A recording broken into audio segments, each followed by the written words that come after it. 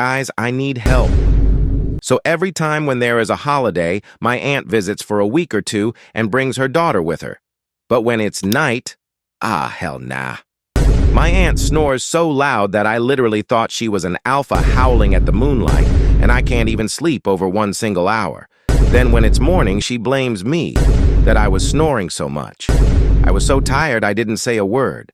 Then hallucinate that she was a freaking pig, standing up and speaking English.